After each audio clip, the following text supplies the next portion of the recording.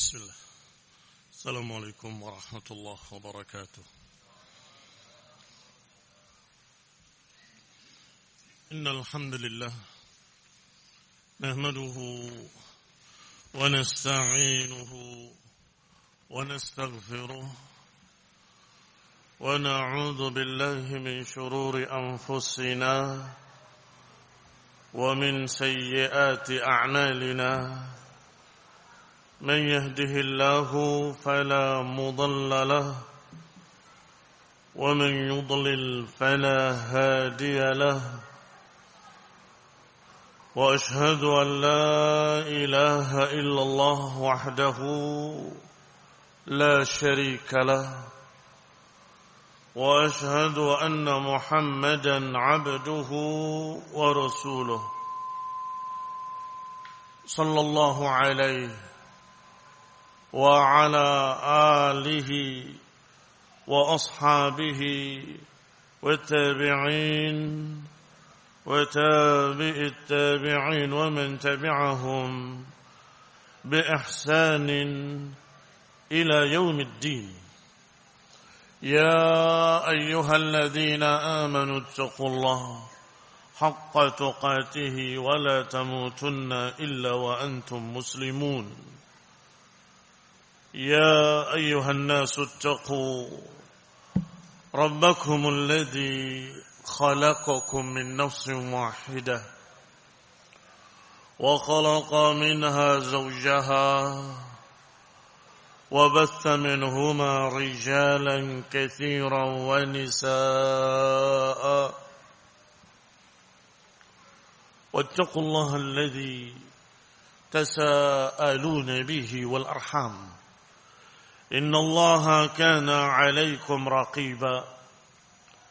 يا أيها الذين آمنوا اتقوا الله وقولوا قولا سديدا يصلح لكم أعمالكم ويغفر لكم ذنوبكم، ومن يطع الله ورسوله فقد فاز فوزا عظيما.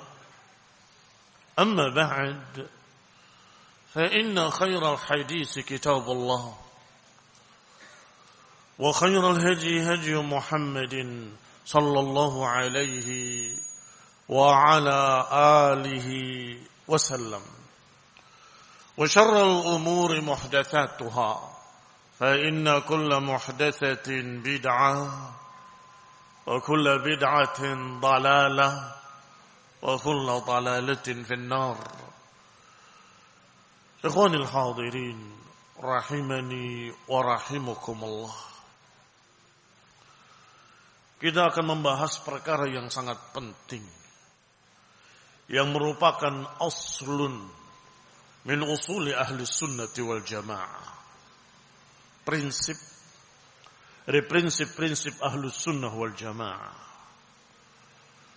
yaitu al-ukhuwah, persaudaraan sesama orang-orang yang beriman. Innamal mu'minuna ikhwah, sesungguhnya orang-orang beriman itu bersaudara. Merupakan perkara yang penting dan asal min usuli ahli sunnah, karena Nabi sallallahu alaihi wa ala alihi wasallam memerintahkan kita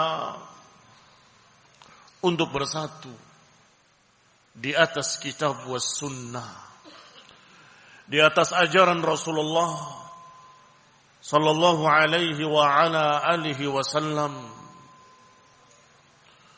Rasulullah SAW berpesan dalam pesan yang sangat penting,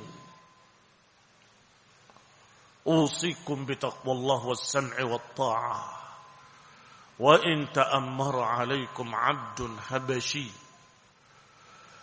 fa innahu man ya'ish minkum fasayara ikhtilafan katsira fa 'alaikum bisunnati wa sunnatil khulafa'ir rasyidin al-mahdiyyin. Aku pesan pada kalian wasiat, hendaklah kalian bertakwa kepada Allah dan mendengar dan taat pada penguasa kalian walaupun pemimpin kalian turunan budak dari Habasyah. Dan nanti siapa yang hidup di antara kalian akan melihat ikhtilafan katsira, perselisihan yang sangat banyak. Fa'alaikum bisunnati, maka atas kalian untuk berpegang dengan sunnahku dan sunnahnya para khulafa ar-rasyidin al-mahdiyyin. Di dalam hadis ini, di samping perintah untuk bersatu, juga peringatan jangan sampai terjadi ikhtilafan katsira. Sekaligus diajarkan pula dalam hadis yang sama perangkat-perangkat untuk merajut ukhuwah. Pertama, taqwallah. Usikum bitaqwallah.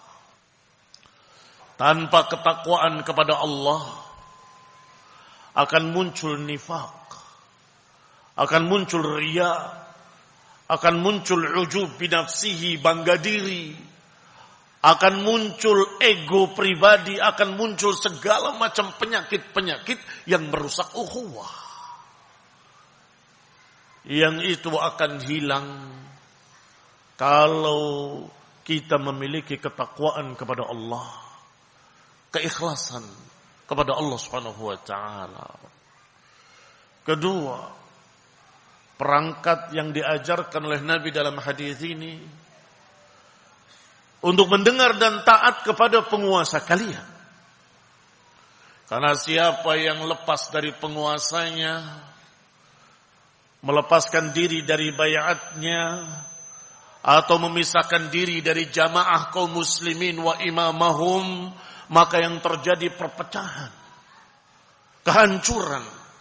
Bahkan perpecahannya biasanya diiringi dengan pertumpahan darah. Mengerikan sekali. Yang ketiga, kata Nabi sallallahu alaihi wasallam, "Fa innahu man ya'ish minkum fasayara ikhtilafan katsira, fa 'alaikum bisunnati." Siapa yang hidup di antara kalian nanti akan menyaksikan ikhtilafan katsira, akan menyaksikan perselisihan yang banyak. Fa'alaikum bisunnati. Nanti, artinya di zaman Nabi mereka masih bersatu. Di zaman Rasulullah SAW mereka masih di atas jalan yang sama, yaitu di atas jalan sunnah. Sunnahnya Rasulullah SAW, bimbingan beliau, ajaran beliau alaihi salatu wassalam. Tapi nanti kata Nabi, sepeninggalku, niscaya siapa yang hidup di antara kalian fasayara ikhtilafan katsira, akan menyaksikan perselisihan yang banyak. Sadaqah Rasulullah SAW, benar beliau alaihi salatu wassalam. La yantiqu 'anil hawa. Beliau tidak berbicara dari hawa nafsu, melainkan wahyun yuha. Sepeninggal Nabi muncul Khawarij yang memberontak, membunuh Utsman bin Affan, memusuhi Ali bin Abi Thalib. Muncul pula ekstrim yang sebaliknya, mengkultuskan, menuhankan bahkan terhadap Ali bin Abi Thalib dan Ahlul Bait. Syiah Rafidhah. Muncul pula di Kufah, di Irak, pemikiran Qadariyah yang tidak percaya kepada takdir. Ketika disampaikan kepada Abdullah bin Umar, beliau terkejut, awaqad dhahar, apakah sudah muncul orang-orang seperti itu? Iya. Di tempat kami ada yang menyatakan Allah qadar wal amr unf. Perkara ini terjadi begitu saja tanpa ditakdirkan. Maka dalam hadis yang sahih, dalam kitab-kitab sahih, Ibnu Umar mengatakan kepada mereka, tolong sampaikan pada haula, sungguh aku bersumpah dengan nama Allah, Inni bari'un minhum wa hum bura'a'u minni. Aku berlepas diri dari mereka dan mereka berlepas diri dariku. Wallahi, yang Abdullah bin Umar bersumpah dengannya. Lau anfaqu mithla Uhudin dhahaba. Walaupun mereka berinfak segunung Uhud emas, enggak akan diterima oleh Allah Subhanahu wa taala hatta yu'mina bil qadar, hingga mereka mau beriman kepada takdir. Ikhwan fillah azzakumullah. Nabi sallallahu alaihi wa ala alihi wasallam sudah mengkhabarkan akan terjadinya ikhtilafan katsira. Maka kata Nabi, fa'alaikum bisunnati, maka atas kalian untuk berpegang dengan sunnahku. 3 perangkat inti. Nanti akan ada perangkat-perangkat berikutnya. Akan bisa merajut ukhuwah, ketakwaan kepada Allah. Yang berarti sebaliknya akan merusak ukhuwah, ketidakikhlasan. Kedua, sabar terhadap penguasa. Jangan memisahkan diri dari mereka. Sabar bersama jamaah kaum muslimin dan penguasa muslim mereka. Yang berarti maknanya, mafhum mukhalafahnya, kalau lepas terkoyak, terpecah persatuan. Yang ketiga, alaikum bisunnati, atas kalian untuk berpegang dengan sunnahku. Yang mafhum mukhalafahnya, kebid'ahan akan memecah belah. Sehingga ketika mereka kaum hizbiyun berkoar-koar, gembar-gembor persatuan-persatuan, kalau mereka tidak mengajak untuk kembali pada sunnah, gak akan mungkin terjadi persatuan. Ikhwanul muslimin sudah sejak dulu berbicara persatuan, ukhuwah, persaudaraan. Bahkan nama dari kelompok mereka, Ikhwan al-Muslimin, persaudaraan muslimin. Tetapi membiarkan kebid'ahan di dalamnya. Syiah ada di dalamnya. Khawarij ada di dalamnya. Mu'tazilah ada di dalamnya. Rasionalis ada di dalamnya. Bahkan kesesatan yang sangat parah, wahdatul wujud, ada di dalamnya. Sufiyah ada di dalamnya. Kemudian mereka berkata, bersatulah. Itu persatuan semu. Persatuan khayal. Mengapa saya katakan khayal? Mustahil. Api dan air bisa digabungkan. Mungkin apa enggak mungkin? Demikian pula tidak mungkin sunnah dengan bid'ah disatukan. Yang ini mencerca para sahabat, yang ini membela sahabat. Mungkinkah bisa bersatu? Yang ini mengajarkan alaikum bisunnati, atas kalian untuk mengikuti sunnah Nabi. Yang ini menyatakan, tidak mengapa kita membuat ajaran baru. Yang penting bagus. Bagus menurut siapa? Kalau bagus menurut Rasul, yaitu sunnah. Kalau bagus menurut kamu, orang lain akan berkata dengan berbeda. Orang lain akan berpendapat dengan pendapat lain. Tapi menurut saya, akan terjadi perpecahan dan pertikaian. Maka barakallahu fiikum. Setelah kenikmatan Allah beri kenikmatan. Setelah kenikmatan ajaran Islam. Setelah kenikmatan tauhid. Setelah kenikmatan taqwallah. Diiringi dengan kenikmatan mereka sabar bersama penguasanya. Dan ketika mereka mendapatkan kenikmatan, yaitu berjalan di atas sunnah, maka mereka mendapatkan kenikmatan berikutnya, yaitu ukhuwah. Berarti ukhuwah adalah kenikmatan yang lahir dari kenikmatan. Allah Subhanahu wa taala berfirman, "Wadhkuru ni'matallahi 'alaikum idh kuntum a'daan fa'allafa baina qulubikum." Kata Allah, ingatlah nikmat Allah atas kalian. kalian yang dulunya berperang, bermusuh-musuhan, bertikai, fa asbahtum bi ni'matihi ikhwana. Perhatikan baik-baik. Fa asbahtum, kalian menjadi bi ni'matihi, dengan kenikmatan dari Allah, ikhwanan, dengan kenikmatan dari Allah kalian bersaudara. Berarti persaudaraan tadi kenikmatan yang disebabkan oleh kenikmatan. Kenikmatan apa? Yang pertama, kenikmatan Islam. Karena asbab nuzul ayat ini adalah ketika kaum Ansar, ada dua suku, Aus dan Khazraj, yang mereka saling berperang, saling bunuh, saling menumpahkan darah, bukan sebentar, 100 tahun lebih. Sehingga beberapa turunan masih perang dan masih berpesan pada anak cucunya, mereka itu pembunuh nenek moyang kalian, balas dendam nenek moyang kalian. Sehingga muncul pepatah, kalau ada dua orang yang tidak mungkin damai, nggak mungkin mereka bisa damai seperti tidak mungkinnya berdamai Aus dan Khazraj, kata mereka. Tidak mungkin seperti tidak mungkinnya bersatu Aus dan Khazraj. Orang menganggap mustahil.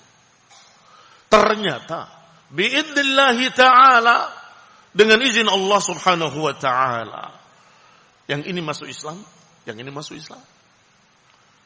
Kemudian mereka bersaudara, saling berpelukan, saling mencintai, saling membela.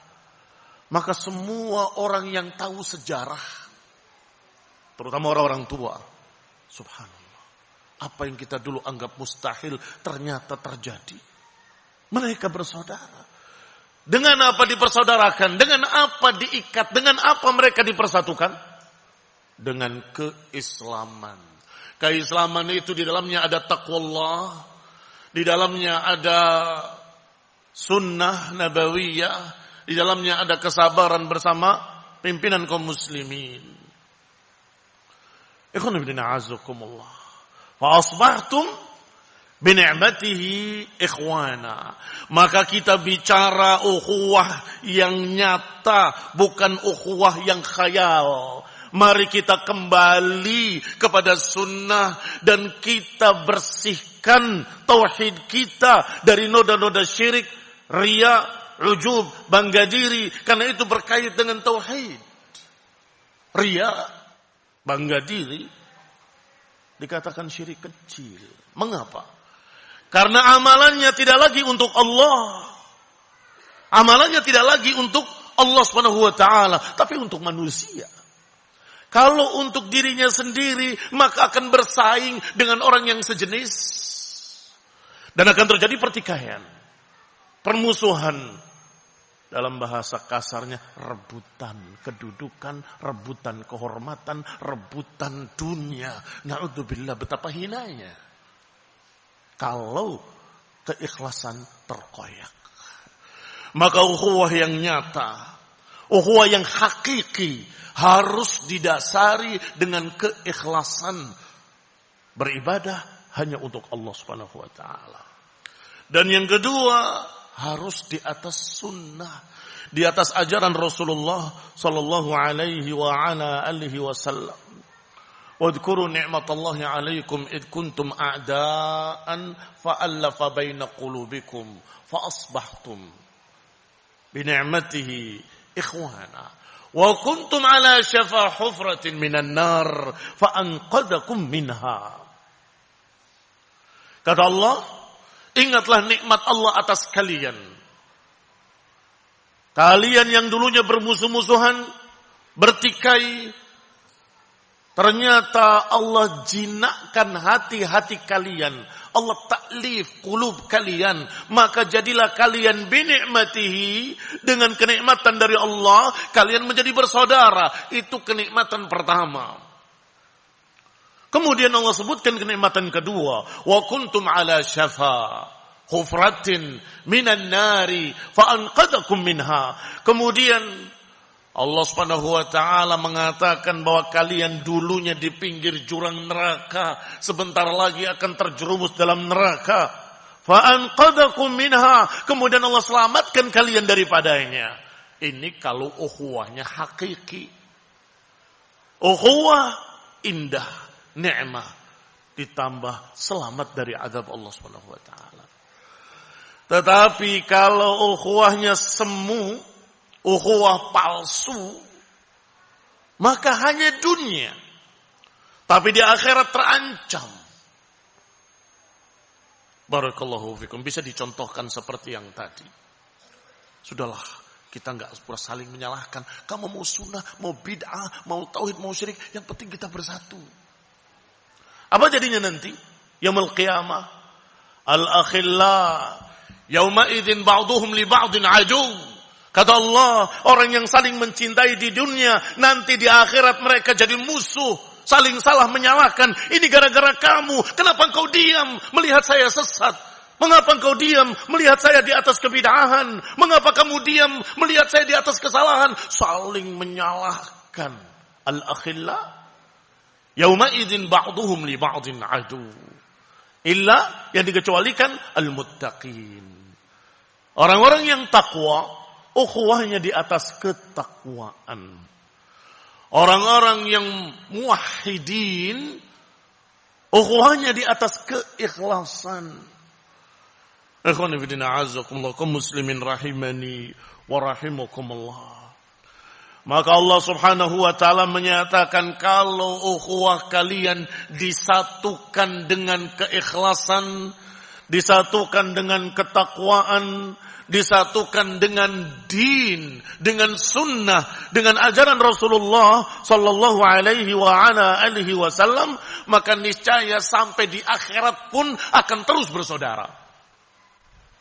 Di akhirat akan tetap mereka di tempat yang sama, dimuliakan, sampai-sampai beberapa orang-orang yang saleh melihat mereka iri. Iri yang dibolehkan, itu ghibtah. Mengapa? Mereka berada di mimbar-mimbar yang tinggi dari cahaya yaumul qiyamah. Dan mereka dinaungi oleh Allah Subhanahu wa taala dengan naungan yang tidak ada naungan lain kecuali naungan Allah Subhanahu wa taala. Mengapa mereka diistimewakan? Kata Allah Subhanahu wa taala, al-yaum udhilluhum fi dhilli yauma la dhilla illa dhilli, dalam hadis qudsi. Hari ini aku naungi mereka. Di hari enggak ada naungan lain selain naungan aku. Ainal mutahabbuna fi jalali. Mana orang yang saling mencintai karena aku, kata Allah. Kaum muslimin rahimani wa rahimakumullah. Hadis ini pun diriwayatkan dalam kitab-kitab sahih. Silakan kalian buka kitab-kitab sahih, ada hadis ini. Lafaz-lafaznya berbeda-beda. Ada dalam Bukhari, ada dalam Muslim, ada dalam Musnad Imam Ahmad dan lainnya. Ada yang disebutkan dengan lafaz sab'atun yudhilluhumullah fi dhillih yauma la dhilla illa dhilluh. 7 golongan yang dinaungi oleh Allah. Siapa di antaranya? Salah satunya, wa rajulani tahabba fillahi ijtama'a alaihi wa tafarraqa alaihi. Di antara mereka adalah 2 orang yang saling mencintai karena Allah, bersatu karena Allah, berpisah karena Allah Subhanahu wa taala. Di dalam lafaz lain disebutkan dalam Sahih Muslim, yaitu ucapan Allah Subhanahu wa taala yaumul qiyamah, bahwa Allah akan mengatakan nanti yaumul qiyamah, ainal mutahabbuna bi jalali. Mana orang-orang yang saling mencintai karena aku? Al-yaum udhilluhum fi dhilli yauma la dhilla illa dhilluh. Hari ini aku akan naungi mereka Di hari enggak ada naungan lain kecuali naungan aku, kata Allah Subhanahu wa taala. Dari dunia sampai ke akhirat tetap bersatu. Berbeda pada persatuan semu tadi, persatuan palsu tadi. Mereka hanya berpura-pura. Berpura-pura berdamai. Tapi hatinya berjauhan. Seperti ukhuwahnya Yahudi. Tahsabuhum jami'an wa qulubuhum syatta. Kamu lihat mereka sepertinya bersatu. Qulubuhum syatta, tapi hatinya berjauhan. Kira-kira kalau mereka berhasil menyatukan sekian aliran, sekian kelompok sesat, pemahaman sesat, disatukan dalam satu organisasi. Kemudian diberikan kemenangan, misalnya menguasai sebuah negara, mau menerapkan syariat yang mana? Syariatnya Syiah atau Sufi? Syariatnya Mu'tazilah atau syariatnya Khawarij yang ekstrim? Mana yang mau dipakai? Mereka akan perang sendiri. Mereka akan perang sendiri. Berarti bukan persatuan tetapi menunda perpecahan. Nanti aja kalau sudah menang kita ribut. Ikhwan fillah a'azzakumullah muslimin rahimani wa rahimakumullah. Maka berarti sebagaimana judul kajian kita hari ini, merajut ukhuwah. Maka kalau benar-benar ikhlas, ingin mendapatkan dari Allah Subhanahu wa taala pahala, keridhoannya, ingin mendapatkan kemuliaan nanti yaumul qiyamah, maka ukhuwah ini dirajut dengan perangkat-perangkat yang diajarkan oleh Allah dan Rasulnya. Yang kedua, hindari perusak-perusaknya. Karena ada perangkat-perangkat untuk merajut ukhuwah dan ada yang sebaliknya. Perangkat-perangkat yang akan merusak ukhuwah. Mudah-mudahan kita akan sampai pada pembahasan tersebut insyaallah. Yang pertama akan kita bahas adalah perangkat untuk merajut ukhuwah, dan kita sudah sebutkan 3 perkara.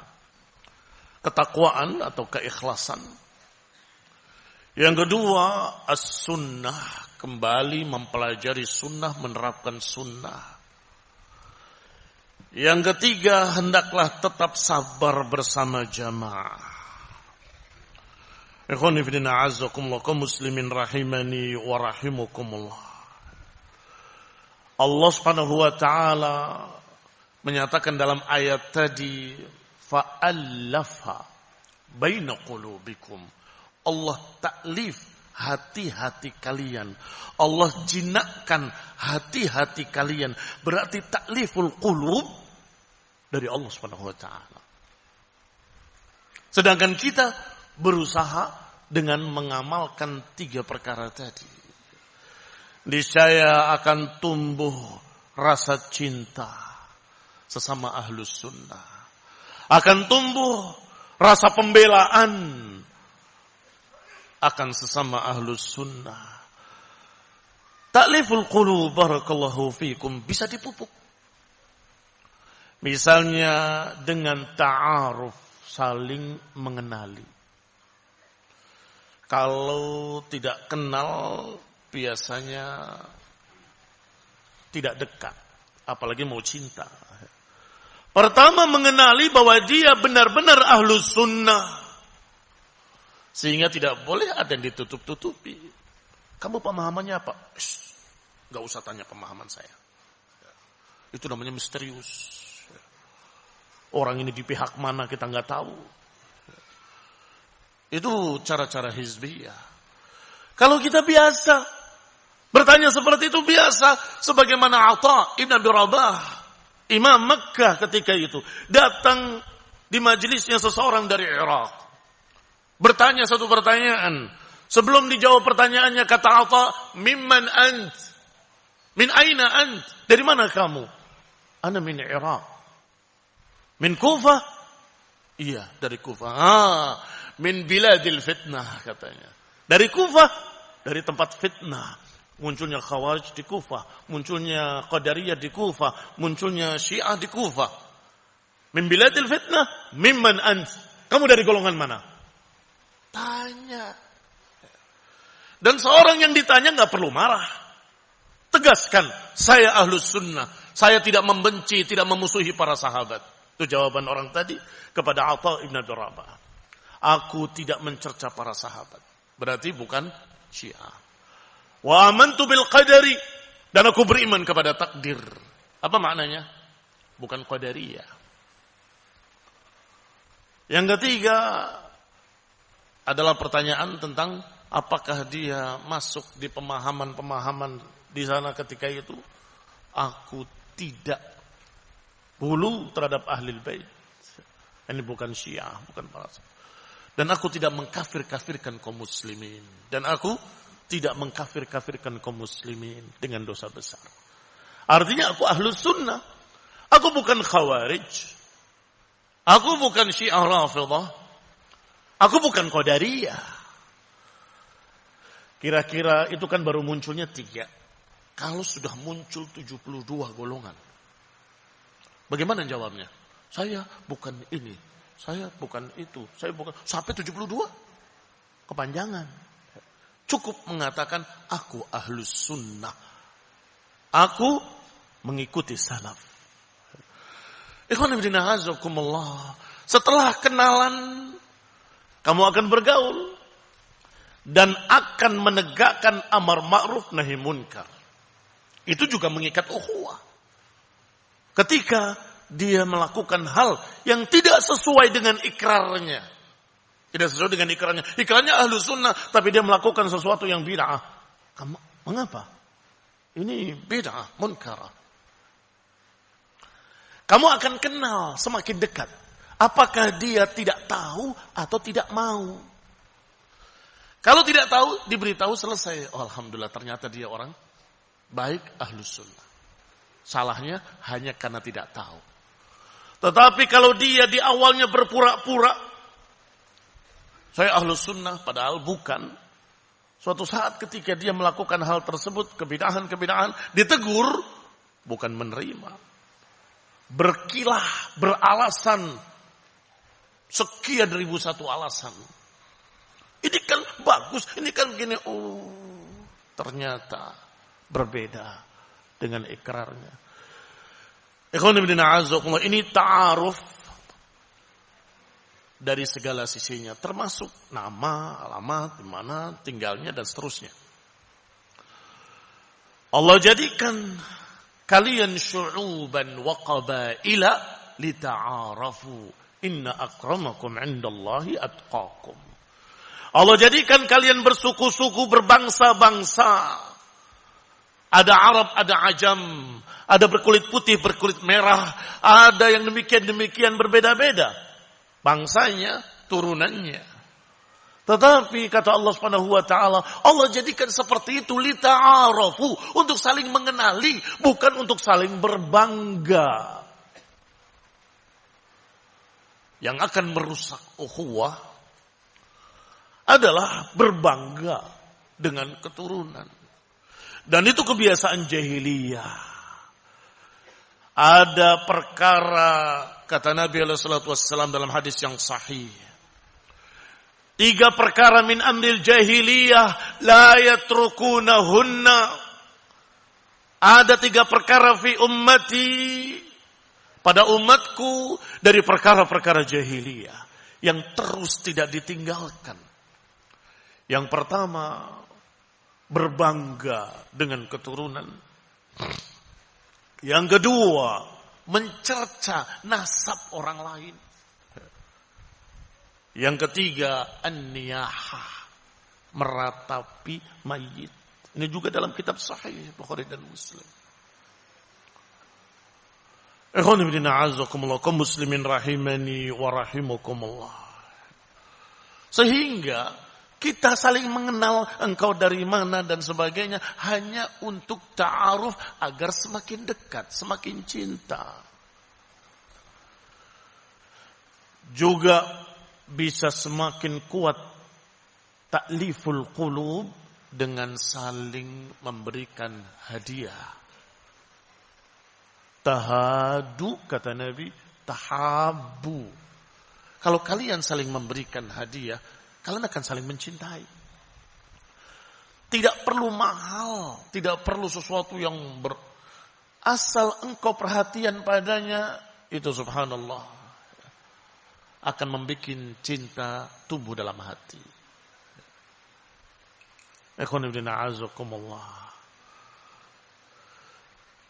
Yang berikutnya, tazawur, saling mengunjungi, saling silaturahmi. Ini juga mempererat ukhuwah. Tapi jangan keseringan. Serius. Emang hadisnya juga begitu. Zur ghibban tazdadu hubban. Ziarahilah. Tengoklah jarang-jarang akan semakin cinta. Kalau sering tiap hari datang, ngambilkan teh, gula, kopi. Wah, dia lagi. Wah, dia lagi. Bukan itu. Tetapi jangan sampai putus hubungan silaturahmi.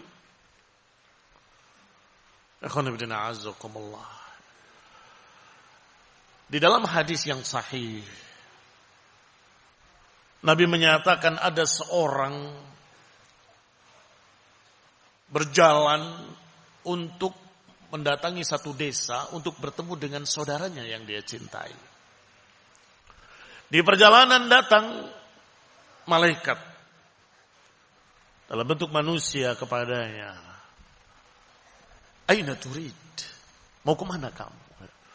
Uridu akhan li fi hadhil qaryah. Aku ingin menemui saudaraku di desa ini. Hal laka min ni'matin tarubbuha? Apakah engkau memiliki satu keuntungan yang engkau akan dapatkan dari dia? Lah, ghaira anni ahbabtuhu fillahi ta'ala. Tidak. Aku tidak akan mendapatkan keuntungan kecuali karena aku cinta dia. Karena Allah Subhanahu wa taala. Malaikat tadi berkata, "Fa inni Rasulullah." Rasul bermakna utusan, bukan nabi. Aku adalah diutus oleh Allah. Aku malaikat diutus oleh Allah untuk menyampaikan kepadamu bahwa Allah suka, cinta kepadamu. Fa innallaha qad ahabbaka kama ahbabtahu fi. Allah cinta kepadamu sebagaimana engkau cinta kepadanya karena Allah Subhanahu wa taala. Pertama, cintanya murni karena Allah, bukan karena keuntungan. Yang kedua, dia mendapatkan kecintaan Allah Subhanahu wa ta'ala. Ikhwan fillah a'azzakumullah, kaum muslimin rahimani wa rahimakumullah. Yang akan mempererat ukhuwah adalah ta'awun, saling bantu-membantu.